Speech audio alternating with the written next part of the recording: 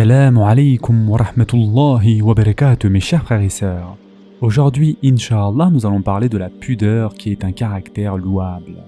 Mes chers frères et sœurs en islam, Allah subhanahu wa ta'ala dit dans le Coran: et s'ils croyaient et vivaient en piété, une récompense de la part d'Allah serait certes meilleure, si seulement ils savaient.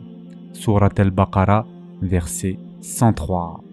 De plus, le prophète sallallahu alayhi wa sallam a dit: parmi ce qui est parvenu aux gens, parmi les paroles des premiers prophètes, il y a: si tu n'as pas de pudeur, alors fais ce que tu veux. Et ce hadith a été rapporté par Bukhari. Ainsi, mes chers frères et sœurs, que l'on sache que la pudeur est un caractère éminent, qui empêche celui qui est pudique de commettre des choses viles et qui l'amène à faire le bien.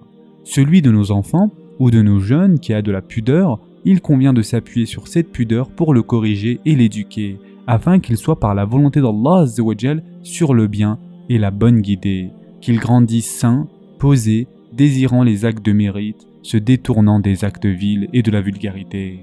Car la pudeur mène celui qui en a vers le bien.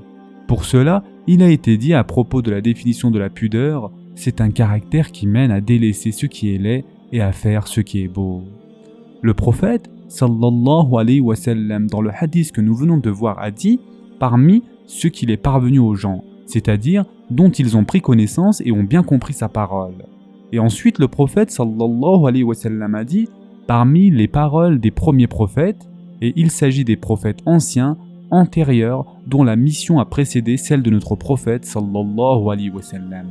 Ce qui est visé ici, c'est de montrer que la pudeur a toujours été confirmée et louée depuis l'époque des premiers prophètes. On comprend de cette parole qu'il n'y a pas un seul prophète sans qu'il n'ait appelé à la pudeur, et ce, en raison de ce que comporte comme vertu ce caractère éminent. Et on en tire aussi que la pudeur n'a jamais fait partie des jugements qui ont été abrogés dans les lois des messagers.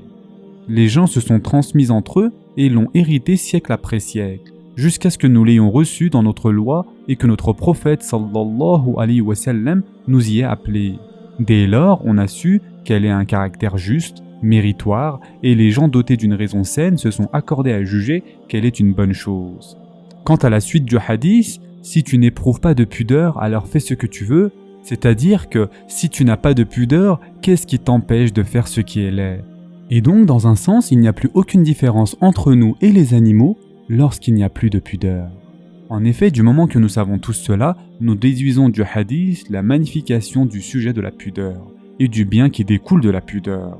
De plus, le prophète sallallahu alayhi wa sallam a aussi dit: la pudeur n'amène que du bien.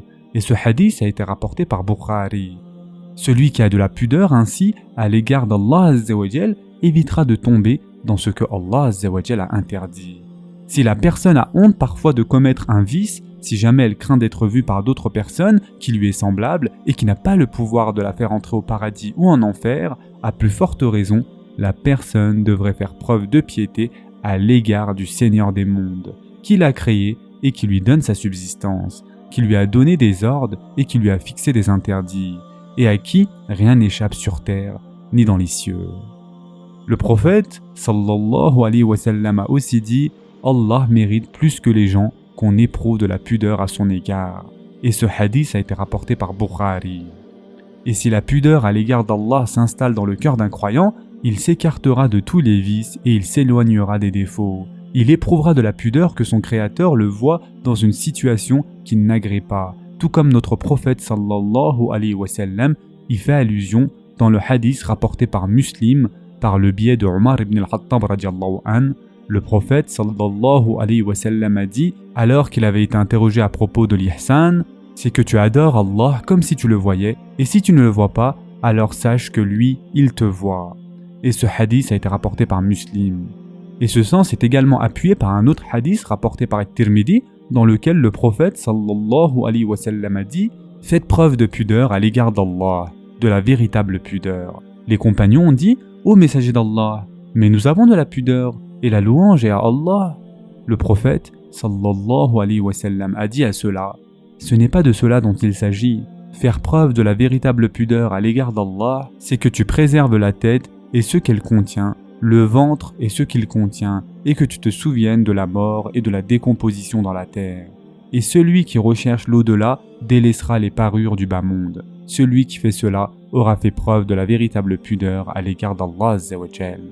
Mes chers frères et sœurs en islam, un jour le prophète sallallahu alayhi wa sallam est passé auprès d'un des hommes des Ansar qui reprenait un autre sur sa pudeur. Il l'incitait à délaisser une partie de sa pudeur. Alors, le prophète sallallahu alayhi wa sallam lui a dit « Laisse-le, la pudeur est une manifestation de la foi. » C'est-à-dire, laisse-le avec ce bon caractère. Et ce hadith a été rapporté par Bukhari et Muslim. Et le prophète sallallahu alayhi wa sallam a fait l'éloge de Hashaj et il lui a dit « Il y a en toi deux caractères que Allah Azza wa Jal agrée. » Et Hashaj lui a dit « Quels sont-ils » Le prophète sallallahu alayhi wa sallam lui a répondu « L'indulgence et la pudeur. » Et ce hadith a été rapporté par Bukhari.